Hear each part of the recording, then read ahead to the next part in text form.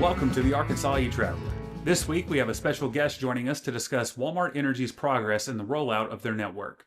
I am pleased to welcome Walter from the Network Architect channel. Walter, as many of you know and recognize from Out of Spec Bits or his own channel, has spent a good deal of time and effort in the last year or so tracking the rollouts of many major DC fast charging networks, including GM Energy with Pilot Flying J, BP Pulse, Mercedes-Benz High Power Charging, and Iona. In my efforts to track Walmart Energy's EV charging network rollout, I wish to remain as objective as possible, bringing good, meaningful data with some contextual commentary to help EV drivers. I know from being a longtime viewer of the Network Architect channel, Walter strives for the same objectivity.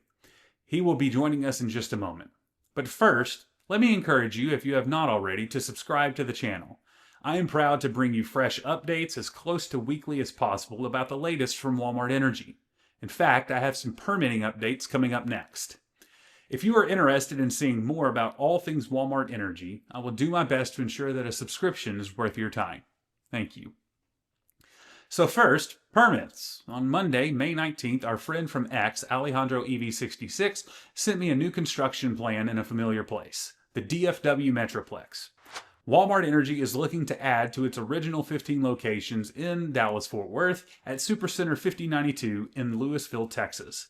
These plans include installing 6 Alpitronic Hypercharger HYC400 units with 6 CCS and 6 tNAC handles in a unique location on the Supercenter's property. This charging site appears to be all the way forward to the outdoor center entrance, or vestibule as it's called by Walmart, but still just far enough away to discourage icing. I also like the design because it has a decreased and compacted footprint with 4 stations in a line and 2 wrapping back around. What's most exciting here is that by adding to the portfolio of charging locations in the DFW Metroplex, Walmart Energy must have received enough positive data or feedback to move forward with the expansion in this market. We love to see this confirmation despite the many political headwinds facing EV drivers and charge network operators right now. Then, on Wednesday, May 21st, an even bigger surprise came my way. This time it was from our friends at EV Texans. Don has been doing a ton of work off camera to know as much as he can about Walmart Energy's plans and operations. He sent me construction plans that he found in the neighboring market of Oklahoma City. The first Oklahoma Walmart Energy location found is at Supercenter 2804. It is along the I-44 corridor that connects OKC to St. Louis. Most notable here is that this is the first construction plan that we have seen that includes 8 EV charging units with 16 stalls. The location of this charging station is also in a unique location. It is located in the side parking lot adjacent to the grocery pickup line and the grocery vestibule. So grabbing a charge while you wait for your groceries to be brought to your car seems to be a legitimate use case here.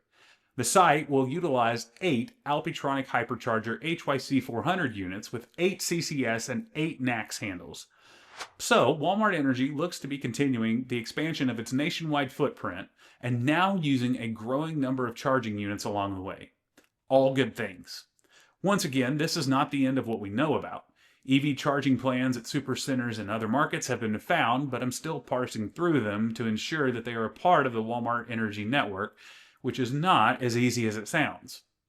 So if you happen to come across plans to build EV charging infrastructure at a Walmart or Sam's Club near you, feel free to email me at thearkansasetraveler@gmail.com, and I will gladly take a look and share what you find.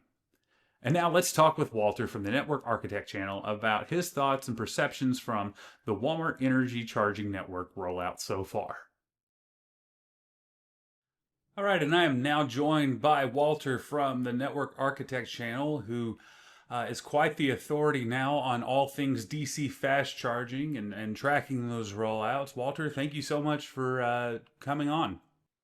Much appreciated. I've actually heard that thrown at me quite a bit, and it's very humbling to hear. But I'm just a humble nerd out here looking at the data. Well, you're certainly a pro's pro at doing so. So thank you so much for what you bring to the space with the DC fast charging rollout tracking. Speaking of those rollouts, what are the key factors that you look for when tracking the progress of a Pilot Flying J, an Iona, a Mercedes-Benz high-power charging, or BP Pulse? What are the key factors that you look for when tracking their progress, and how do you see Walmart Energy aligning with that? Yeah, so good question. And in my opinion, whether or not it has vaporware attached to it, I'll dismiss it. Or if it seems to have substance to it, like this actually going to make some kind of impact into the practical use of charging for electric vehicle owners, is really what I try to assess. And for instance, Quick Trip came to my attention not too long ago, and multiple people were mentioning, "Hey, Quick Trip is doing this thing," and I couldn't tell if what they were trying to do was just jump on um, the Nevi wagon and do the cash grab from the federal government, or if they were trying to do a pivot to providing fueling service for electric owners instead as a large convenience store operator in the North Midwest. And after I looked at it, it looked to be authentic. So, for instance, in that particular case, although they're regional, they have a terrific brand. And judging from the press releases and some quotes on interviews, it was pretty apparent that they were into the electric vehicle charging game, Nevi or no. And so, for that example, that was one that I gained interest in because I do think it could have a meaningful impact in that area of the country. Maybe I've seen those here. Is that Quick Trip that's also called QT? No, it's actually yeah. There's QT. We have QT near us as well, but then there's Quick Trip with a K. Okay, so maybe those are the ones that I've seen up in Wisconsin then. It is, yes. So, how does Walmart Energy and their approach relate to maybe Quick Trip? Many magnitudes larger, assuming that they are following through. And in the initial early indications that we received, it was unsure if they were doing vaporware press releases just to appease um, certain subsets of their customer base without actually spending any money. And unfortunately, I see that a lot. I don't know if it's purposeful misleading or if it's just subsequent reevaluations to initial press releases. But there, unfortunately, is quite a few press releases that don't actually materialize into much of anything. So the initial press releases from Walmart were very encouraging, but I took them with a measure of caution because it's one thing to issue a press release. It doesn't cost anything to do so, but it costs money to put steel in the ground and connect it to a transformer. That costs some serious money. And if you're spending money, then you have a budget. And if you have a budget, you have staff. And the question is, how much staff do you have? And how much budget do you have? And what kind of timelines are you under? And what kind of goals are you trying to achieve? And now we're getting to the point where it's very clear what their intentions are. And the initial press releases are clear indication of what their plans are going to be. And so this could single-handedly be the largest DC fast charger implementation in the United States, including Tesla. This could far exceed even Tesla's stall count dominance once this is all said and done, if they actually continue with the process as has been advertised so far. All right, so from what you've seen of their progress, what stands out to you about Walmart Energy's approach compared to the other networks that you track? Well, a couple of things are creating a witch's brew that is making me believe that what we're looking at could very easily be the gold standard for electric vehicle charging in the United States in the coming years. And when I say coming years, I mean by 2027, we should have a very good indication of what this is going to look like and probably be in the midst of just an absolutely ferocious implementation. In fact, some of the reporting that you've been doing recently makes me believe we may already be there and just not know it. And some of these permits that are being spotted could just very easily be the tip of the iceberg.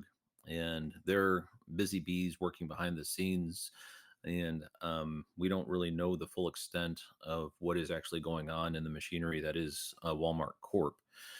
So, if the plan proceeds as advertised, um, we could have um, locations that are very convenient, very reliable.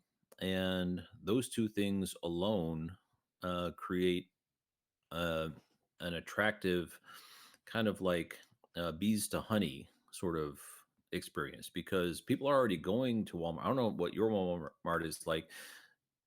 Lord forbid we go there on a holiday weekend like today. Today is Memorial Day weekend, and I have NASCAR in town. You do not want to go to the Walmart near me today because that thing is it'll be a full parking lot, I promise. And they have the pickup systems going on and everything, so there's a lot of activity in Walmart supercenters in communities as it is. So you have that beehive aspect, but you also have a bit of corporate survival going on with two 800-pound gorillas duking it out between Amazon and Walmart. Walmart generally tries to pull people into the stores and have e-commerce as ancillary services, and Amazon obviously is all e-com with delivery exclusively.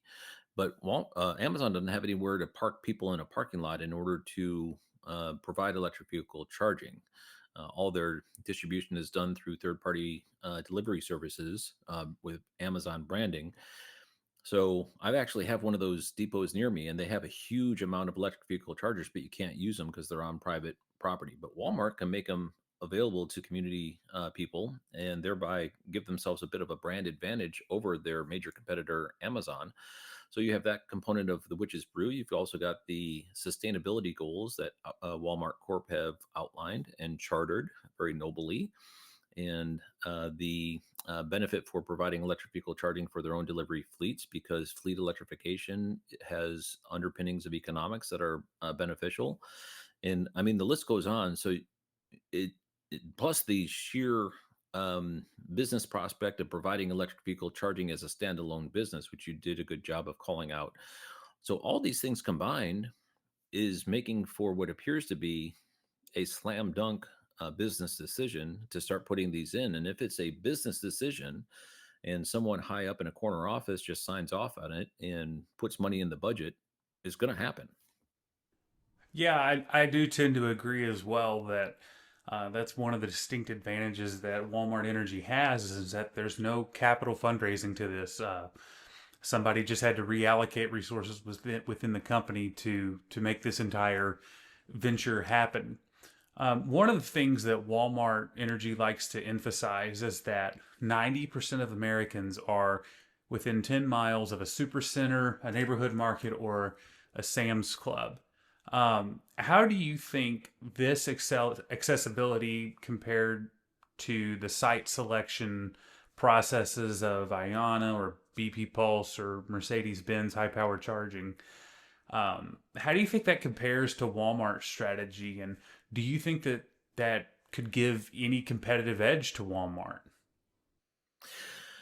Well, not much, but they do have, as I mentioned, the Beehive Ant Hill, which is very common for Walmart supercenters in communities in order to attract larger populations. The BP Pulse, in particular, has the densification effort going in their C stores throughout the United States, and they do have a good amount of traffic flowing through those properties in order to take advantage of folks who are um, charging electric vehicles there as well, and the increased dwell time and the ability to provide additional sales at the C stores for the people who are dwelling there longer than the gas customers. So there's not that much. It's a scale degree. As far as Iona goes, I think they're going to be in the red as far as the site operations for a while. I think they're building for the future. They're building for a brand distinction halo type of effect for 2030, where once the transition has completed, and I know we're in the midst of a bit of a federal government back and forth, where the winds have now shifted to where anyone who is EV positive wants to duck for the time being.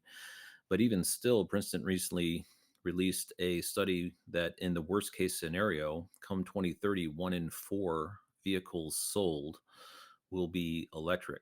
And so that's more than 100% increase in a worst case scenario. The best case scenario was going to be basically a 400% increase or a fourfold increase. Um, as was being projected initially, where we would be somewhere around 40 or 50% of new car sales being all electric by 2030. And now that seems to be dampened to some extent. But even the dark apocalyptic nuclear view is still growing by 100%. And so that's going to catch people's attention who are trying to capitalize on changing consumer trends. So one way or another, I don't see anyone out there who's saying electric vehicles are going to dissipate and start to decrease in sales and get folded away into the history books. I don't see anyone trying to say that. But as far as the distinction, the main thing that Walmart has is a larger flow of traffic through their properties. And I don't think so much so with BP Pulse, just because they have a significant amount of properties that they operate C stores with. It's just smaller footprint. Yes, I tend to agree. The flow of traffic coming from, decades of being the number one retailer in America certainly has a gravity to it. So far, Walmart has utilized its stores and the surrounding stores that tend to gravitate towards the super centers as a way of offering amenities to EV drivers. Um, how does this strategy compare to uh, the offerings of amenities that you've seen from other networks? Because it seems like in 2025, amenities are what charging networks are really trying to emphasize now. It's pretty significant that there's a stark distinction between the industry leader, Tesla Supercharger, which initially was being chartered as a means of doing uh, EV road tripping and refueling for people who don't have at home charging in a very singularly focused approach without really amenities at all in consideration. In fact, they recently put in a very large station in California with no amenities whatsoever, and the adjoining C store operator had put up a sign apparently saying no bathroom use for non customers. And there was even a report of someone who went into the C store, made a purchase, and was still denied access to the bathroom because it was in the process of being cleaned, and it was being cleaned for about an hour, and no one seemed to care. So, and you got close to 100 stalls being provided by Tesla with no facilities whatsoever. They are starting to improve that to some extent, but still very frequently I see Tesla supercharger stations going into locations that are relying on other people to provide those amenities. In Chicago, there's a very large 56 stall station immediately adjacent to a BP gas station, which the BP gas station is now getting a gigahub. So the gigahub is going to be attached to the BP gas station, but the Tesla supercharger people are going to have to swing by, and they're kind of like unwelcome guests, I suppose. There's going to be close to 100 charging stalls at that property, um, about half of them being operated by PP and the other half by Tesla. But the amenity game is starting to pick up. And specifically concerning what Walmart offers, it's basically all inclusive of the largest C store. We talk about Bucky's being large C stores, but they don't compare to super centers. I can't go into a Bucky's and do full on grocery shopping. I suppose I could buy certain select things, but I can't do a full grocery shopping list, and I can't get discounted, opportunistic purchases that Walmart is very famous for. And I'm a big fan of Walmart. I mean, not only have they crafted their stores to be very attractive, nothing's nicer than just kind of browsing the aisles. It's a very relaxing thing. It's air conditioned. There's places to sit. The kiddos can go run up and down the toy aisles in order to burn off a little extra energy. And heck, it's springtime out there. I can go get some plants in the garden center and maybe some new barbecue utensils for the holiday weekend or something.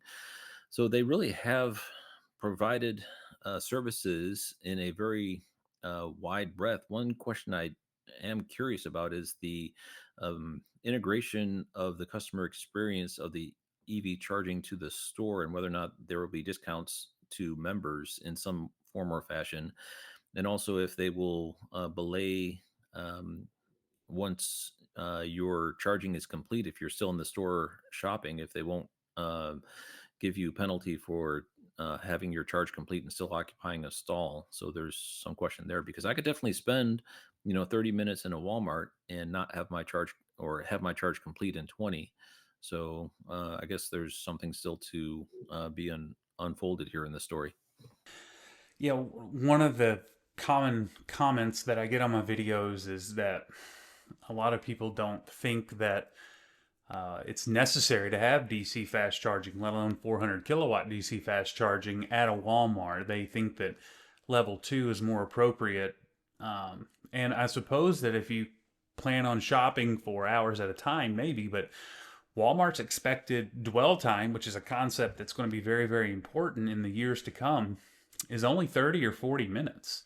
And so remember, they see it as a standalone profitable business. And so they don't think that shopping is something that has to be attached to their charging experience. So if you're only going to either be there to get a charge and get back on your way, or if you align your charging needs with your shopping needs, that's only 30 or 40 minutes. So I mean, as any good business or any good business model would do, they want to sell you as much energy as quickly as possible into those 30 minutes.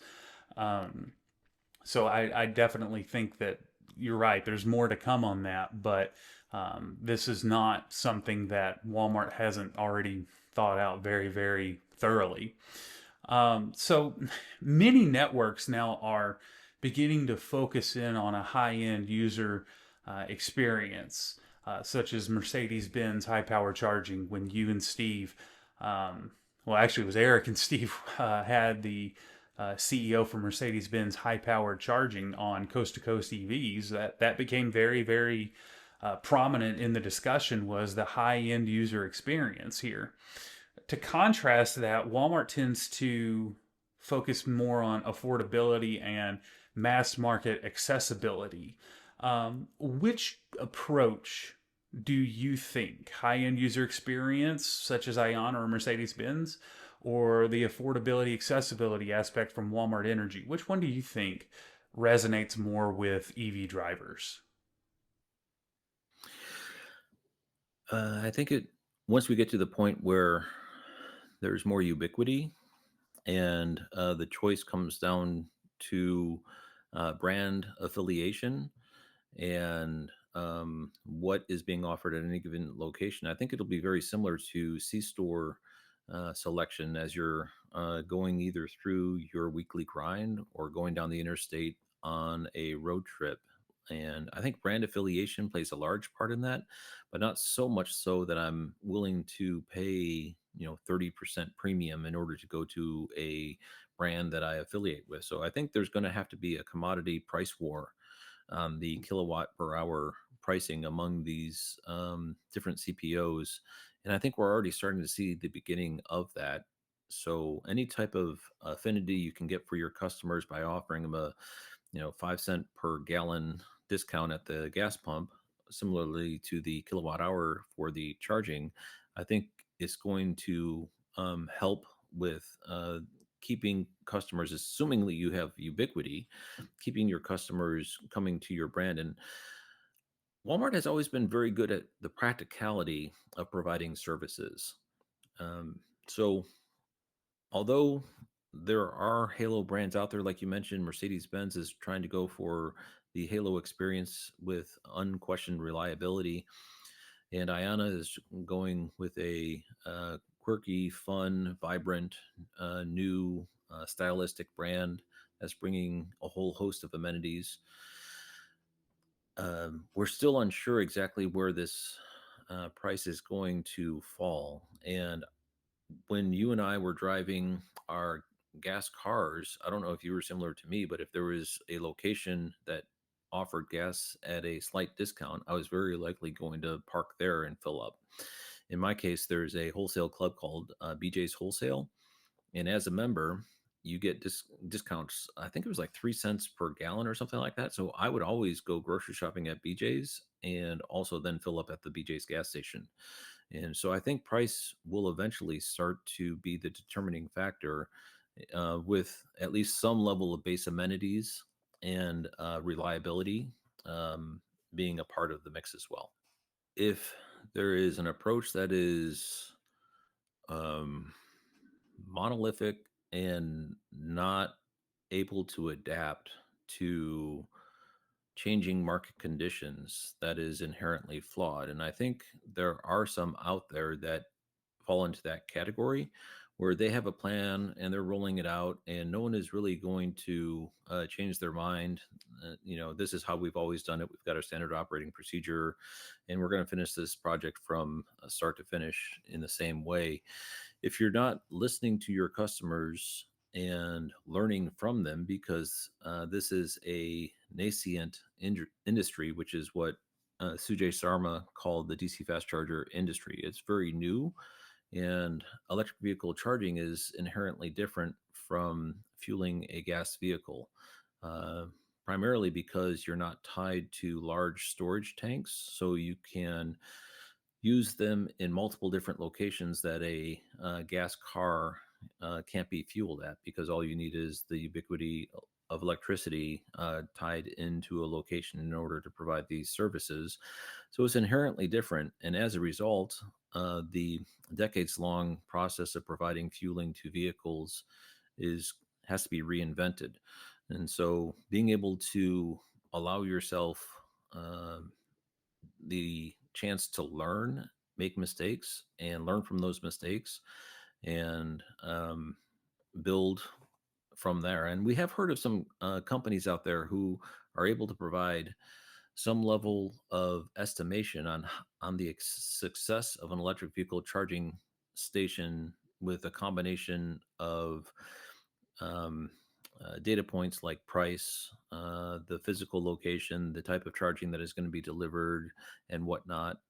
So there's at least the start of doing a market analysis for placement of electric vehicle charging stations, but it's very new. So if you proceed with a plan and don't have built into that plan reassessments, reevaluations, customer feedback, and things like that, I think that is a tremendous mistake. And I don't think Walmart has done it. I think we've seen a lot of nimble responses to their initial stations and some very well thought out responses to those. All right. So with Walmart Energy, we have seen two key dates come up in their press releases and such, in that a lot of their sustainability goals for the retailer itself they want to accomplish by 2040. But the rollout of their DC fast market, they have aligned it with what a lot of the industry has aligned with, and that being the year 2030. So in 2030, if we look ahead, where do you see Walmart Energy EV charging and their network fitting into the broader landscape of DC fast charging? Are they a leader? Are they catching up? Where do you see them? In my personal opinion, come 2030, Walmart could be the dominant charging brand. Um, Save none, including Tesla. Tesla could very easily be pushed, with their continued lack of focus on amenities, be put into a postscript. Although they have large station count, no one goes to them anymore, because who wants to go to the back of a abandoned anchor mall parking lot in order to charge without any facilities, restrooms, or squeegees, or garbage can? I mean, I just want to throw out some trash. You can't even do that at many Tesla supercharger stations.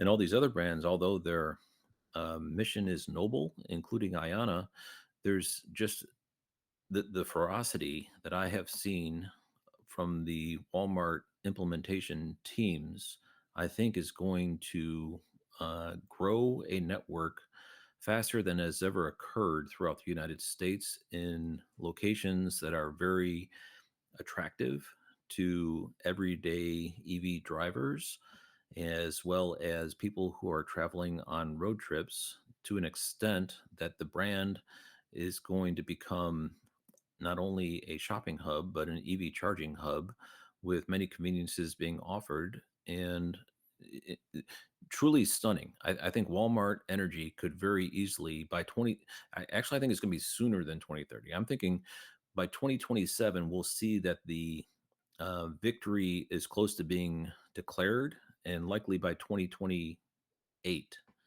they will already have achieved market dominance with the Walmart Energy brand for electric vehicle charging. Everyone will be going to those. They'll be super reliable and at locations that are conveniently located, and also with amenities that have everything that you want. So that's my personal opinion is the Walmart charging program could very easily be the preeminent EV charging brand in the United States very quickly.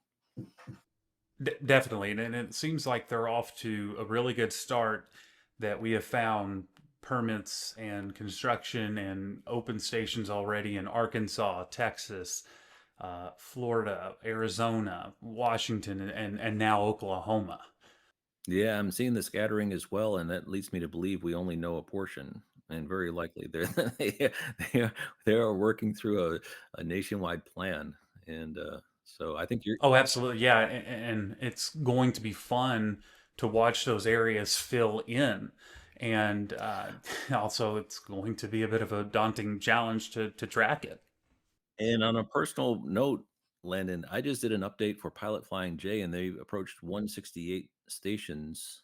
You're going to be one busy person because it's, as you say, it takes work to assemble all this data. People think it just happens, but it doesn't. It's actually, time commitment in order to do this. If I could ever help and you need anything, let me know, because I'm a big fan of your channel, and I think you're going to be providing a great service to the EV community in the coming months and years. Well, thank you very much. It's a challenge. There's a lot to work through, especially on the permitting side. Not everything we find equates to necessarily being a part of the rollout for Walmart Energy, but it's a lot of fun, and it's a great place to be right now at this unique moment in history with this huge proliferation of DC fast charging in America. Walter, thank you so much for agreeing to meet with me on this. Your insight is as on target and as wonderful as it always is, and so I thank you so much for joining me. It's been a pleasure. Again, many thanks to Walter for taking some time to meet with me and discuss Walmart Energy's EV charging rollout. He is so insightful, and if you have not checked out his channel, you're doing yourself a disservice. Go check out the Network Architect channel as soon as you can. Thanks for joining us this week on the Arkansas E-Traveler. Thank you for watching, and happy trails.